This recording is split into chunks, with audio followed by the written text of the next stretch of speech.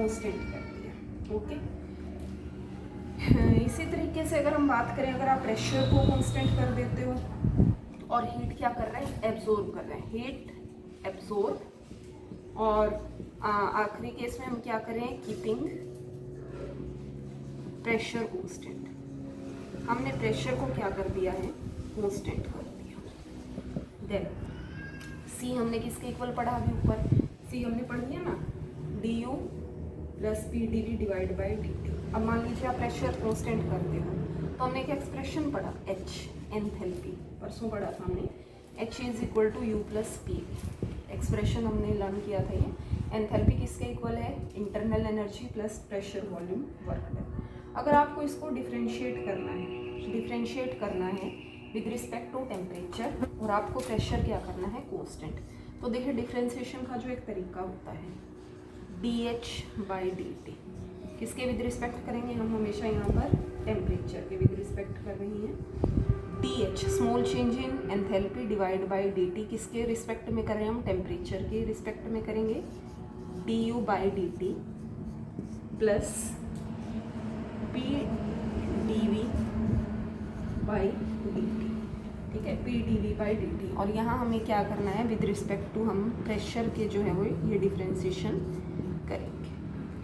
तो जो C P आएगा यहाँ पर, अब यहाँ हमने क्या कर दिया, ये जो D H by D T है ये इसके इक्वल आ गया। ठीक है, इससे ऊपर हमने क्या पढ़ लिया था, इससे ऊपर हमने पढ़ा, अगर आप बात करते हैं एट कॉन्स्टेंट प्रेशर तो एक्सप्रेशन क्या था, सी पी को भी हम क्या लिख सकते हैं, D U by D T plus P D V by D T.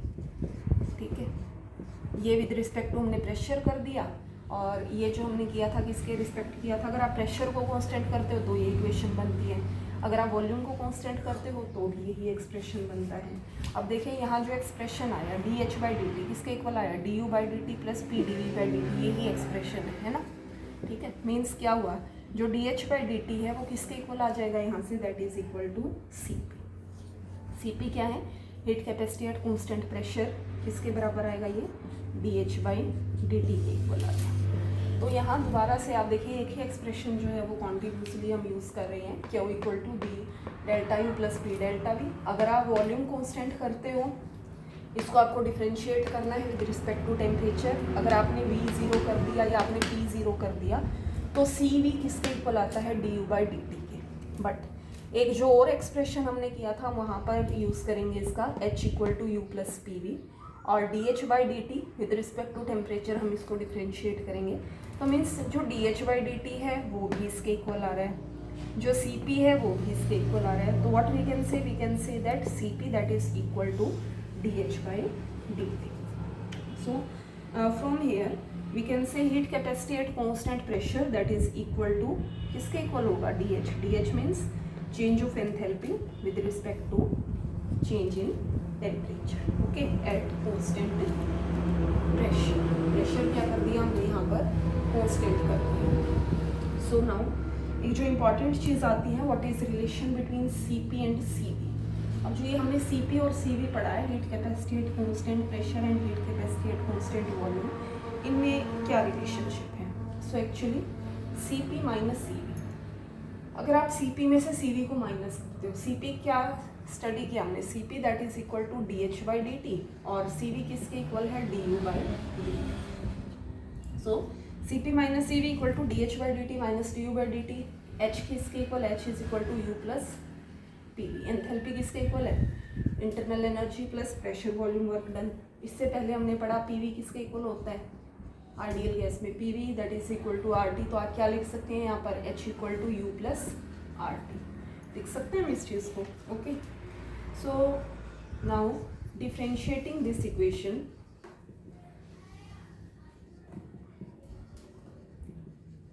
With respect to temperature. अब हम विद रिस्पेक्ट टू टेम्परेचर अगर इसको डिफ्रेंशिएट करते हैं तो क्या आ जाएगा, D H by D T equal to D U by D T plus R, क्योंकि अगर आप करते हैं R T by D T तो टी से टी कैंसिल हम कर सकते हैं, तो आप सिंपल यहाँ पर क्या लिख सकते हैं, इसमें आर लिख सकते हैं। तो ये आ गया D H by D T minus du/dt that is equal to r। और dh को आप क्या लिख सकते हैं, dh/dt क्या है, dh किसके इक्वल हमने प्रूव किया था यहाँ पर, dh that is equal to cp, du/dt किसके इक्वल है, cv and that is equal to r। Means जो रिलेशन आया हमारा वो रिलेशन क्या आया, cp minus cv that is equal to r। Thus cp इससे ज़्यादा है, means cp that is greater than cv कितना है, by the gas constant r। यानी अप्रोक्सीमेटली हम क्या कह सकते हैं, 8.314 जूल्स। r की जो आप वैल्यू लोगे वो कितनी लोगे, 8.314 जूल्स। ये किसके लिए है, that is for 1 mole of ideal gas. ये है for 1 mole of ideal gas. ठीक है, अब जो नेक्स्ट हम स्टडी करेंगे, yes now we will start how we measure delta U. Delta U means change in internal energy. आप internal energy को किस तरीके से मेजर कर सकते हैं। अब मान लीजिए इसके लिए हमें क्या करना है, सपोज कोई भी आपने एक क्लोज्ड वेसल ले लिया है और उस क्लोज्ड वेसल के अंदर हमने एक स्टीरर क्या होता है, जिस चीज़ से आप किसी भी चीज़ को आपकी आराम से मिक्स कर सकते हैं। ठीक है, और उसके बाद हमने क्या लिया, इसी के अंदर in this we are taken a platinum cup. Platinum का एक कप है जिसके अंदर हमने लिया है नोन मास ऑफ सब्सटेंस। कोई भी जो सब्सटेंस है वो हमने इस प्लेटिनम कप के अंदर ले लिया और इस कप को हमने कंबाइन कर दिया है, जोड़ दिया है। इसके अंदर क्या प्रेजेंट है, फायरिंग लेड। ठीक है, और इसके अंदर हमने अप्लाई कर दिया है एक thermometer. It is known as bomb calorimeter. ये है एक बॉम्ब कैलोरीमीटर। अब देखिए बॉम्ब कैलोरीमीटर में क्या होगा, कोई भी नॉन मास जो सब्सटेंस है उसको हमने ले लिया प्लेटिनम कप के अंदर, फिर ऑक्सीजन को यहाँ से भेजेंगे हम, from here oxygen is introduced. Okay, oxygen को इंट्रोड्यूस कर दिया है, करंट पास करते हैं हम यहाँ से और कंबशन होगा। जैसे ही आप करंट यहाँ से पास करेंगे तो यहाँ पर जो सब्सटेंस है, कोई भी जो प्लेटिनम लिया है वो प्लेटिनम फायरिंग लेड्स हमने जो इलेक्ट्रोड्स यहाँ पर लिए हैं, तो इससे जो भी कंपाउंड इसके अंदर लिया, जैसे ही करंट पास होगा तो कंबशन होगा। कंबशन से क्या होगा, एक्चुअली जो यहाँ बाहर, इसके बाहर जो वाटर है उसका टेम्परेचर क्या हो जाएगा, इंक्रीज हो जाएगा। तो जर्नली देखिए हमने क्या है, कोई भी क्लोज वेसल आप ले सकते हैं। क्लोज वेसल में करंट पास करना है, करंट पास करने से जो यहाँ पर लेड है ये फायर करना स्टार्ट कर देंगे। फायरिंग से क्या होगा, जो टेम्परेचर है वाटर का वो इंक्रीज होगा। एंड व्हाट वी कैन से, आप इसकी इंटरनल एनर्जी को मेज़र करेंगे। कैसे मेज़र करेंगे, डेल्टा यू किसके इक्वल होता है, Q into delta T into M by. Q क्या है, heat capacity of substance, delta T क्या है, राइज इन टेम्परेचर, एम क्या होता है मास ऑफ द सब्सटेंस, और कैपिटल एम क्या है, molecular mass of the substance. Means आपने जो मास लिया, जैसे अगर आपने यहाँ पर प्लेटिनम कप में 5 ग्राम लिया तो वो 5 ग्राम, ठीक है, और m क्या मतलब क्या होगा, उसका मोलर मास जितना भी होता है। मान लीजिए प्रेशर कांस्टेंट है तो आप इक्वेशन ये फॉलो करते हैं, देखिए delta H is equal to delta U plus P delta, क्योंकि जो हम पढ़ रहे हैं ना एक्चुअली में भाई हमने ये कह दिया delta H equal to delta U plus P delta V, और अगर आप वॉल्यूम 0 कर देते हो तो इक्वेशन आ जाए delta H is equal to delta U. नहीं है ना, जस्ट दैट इज, हम इसको सच्चाई नहीं कह सकते। एक्चुअली में होता क्या है, हमेशा h equal to U plus P V होता है, तो आप इसको थोड़ा सा चेंज कर सकते हैं। अगर प्रेशर है कांस्टेंट तो हम लिखते हैं delta H equal to delta U plus P delta V, और अगर आप वॉल्यूम कांस्टेंट है तो हम क्या लिखते हैं, delta H equal to delta U plus V delta P. तो अगर आपको डेल्टा यू को मेज़र करना है तो आप इस एक्सप्रेशन को फॉलो करेंगे, ओके। और अगर आपको डेल्टा एच को मेज़र करना है, डेल्टा एच एंथैल्पी को मेज़र करना है, तो हम क्या फॉलो करेंगे, फॉर्मूला, जो भी मास आपने लिया है सब्सटेंस का उसकी स्पेसिफिक हीट कितनी है, multiply by rise in temperature. जैसे मान लीजिए आप एसिड को ऐड कर देते हो बेस के अंदर, आपने 100 सेंटीमीटर क्यूब एसिड ले लिया, 100 सेंटीमीटर क्यूब ही क्या ले लिया है, बेस ले लिया।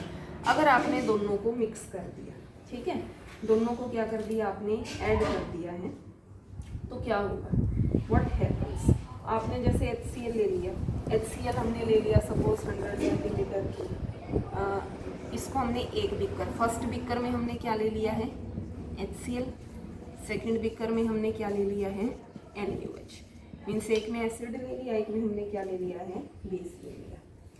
दोनों ही बीकर्स को हमें किसके अंदर रखना है, जो ये दोनों बीकर्स हैं इसको हमने रख देना है किसके अंदर, वाटर के अंदर, ओके, पानी के अंदर रख देना है। देखिए कब तक रखना है, क्योंकि हमें पता है इन दोनों के टेम्परेचर में डिफरेंस है, तो हमें तब तक रखना है जब तक दोनों का जो टेम्परेचर है वो सेम ना हो जाए, ठीक है।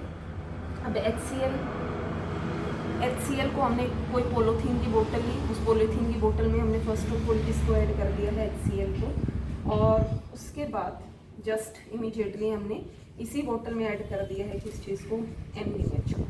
और जैसे ही आप HCl में NaOH को ऐड करते हो तो हाईएस्ट टेम्परेचर नोट करना है, that is attain after mixing. जब आप दोनों को मिक्स करते हो तो कितना हाईएस्ट टेम्परेचर आएगा, जैसे मान लीजिए इनिशियल T1 था, फाइनल कितना आ गया T2, तो आप फॉर्मूला अप्लाई करोगे, टोटल वॉल्यूम कितना हुआ, देखिए 100 + 100 that is equal to 200 multiply specific heat water की 4.184 मल्टीप्लाई T2 - T1।